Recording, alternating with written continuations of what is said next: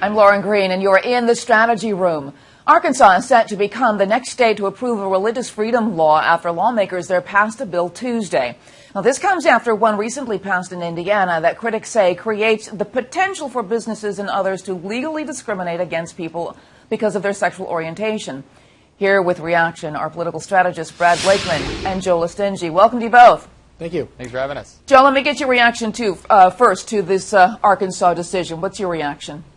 Well, it's actually kind of sad. I mean, this is a state that obviously is seeing what's going on in Indiana. We've got protests by hundreds of thousands of voters, and then also major corporations, people pulling their business out of the state. Arkansas sees all of this going down, yet they continue to push this bill through. So they're going to end up facing the same economic pressure to roll these back. And then this is a state that has a history of Jim Crow. I mean, this is not something they should be wading back into again. To get Jim Crow out of the books in the South, they used economic pressure similar to what's going on in Indiana. So we're just looking to repeat this again. All right, and Brad, what's your reaction to Arkansas's decision?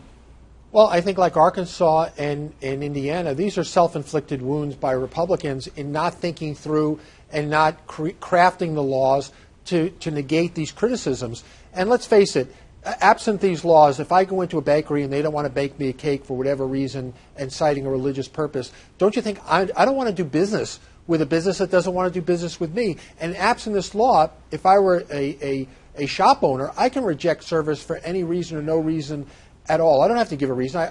No shoes, no shirt, no service. The problem is when they do give a reason. And we shouldn't have discrimination in this country. It's abhorrent. And the fact is that these laws only create a defense. It doesn't mean that it's absolute.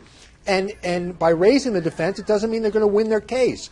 And if anything, this invites litigation. So I think the timing for Republicans is bad. Perception sometimes becomes reality. The reality of the law is not discrimination, but that's how a lot of people see it. So Indiana's Governor Pence, has called for a clarification to this law, to their state's law. Is this enough? Can they make a clarification that sort of doesn't discriminate against people? I don't believe so. The problem he runs into is this, is that the Indiana law went too far. Now, there are 19 states that have these laws in the books, and every single state, there is no consistent ruling from their state courts on the discrimination aspects of this bill. So the problem he runs into is their bill says that one private group can't sue another private group. It actually doesn't involve government at all. I mean, we just can't, like, if the discriminated party wants to bring suit, it's saying that the other party has this defense. And Brad's right. I mean, it's just a defense. It doesn't guarantee victory. But we are instituting that, which gives them more leeway to try that. And that's the problem. There's no way really to fix this law because its intent is, like you said, to protect these businesses. The problem is, and Brad said that, I don't want to use that baker. Well, weddings sometimes, I go to the venue, I get stuck with that baker or I get stuck with that cameraman. And if they don't want to work with me, then I lose my venue. And if you're a bride and you lose your venue, that's a problem. So these are things that are all out there in the market. And not only that, but the gist of the bill itself is bad. We don't want to be legislating this stuff again. This is just ways for us to divide our nation, and we shouldn't be doing that. We should be coming together. Okay, Brad, is there any way that the Indiana legislature can clarify this law so that it's not so discriminatory? Absolutely, they can. But the fact that the ink isn't even dry on the original bill and the governor is now coming out for an emergency measure by the end of this week shows you that this was not well thought out by Republicans and that it was unnecessary battle to fight in its present form. Again, perception sometimes trumps reality. It was unnecessary, and the fact that they have to amend it speaks volumes.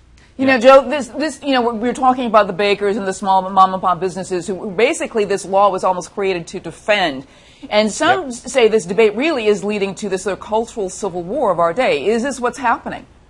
I think cultural civil war, I think, is a big fight here. What we've got is a right-wing religious faction that really does not, they see what's coming, right? We all see what's coming from the Supreme Court when it comes to gay marriage. So if you think about this nation in the history, the about-face we've done on this issue in the past 11 years alone is remarkable because these were ballot measures and constitutional amendments, and now it's up at the Supreme Court getting challenged. If it overturns all of that, these people have to be more accepting towards that for their businesses practices. If they want to practice this religious belief at home and not be friends with these people or want to discriminate personally like that, they can. But in business, just like it was in the Jim Crow South, if you have an open door policy to the public, then you can't discriminate. And that's the big problem they're running into.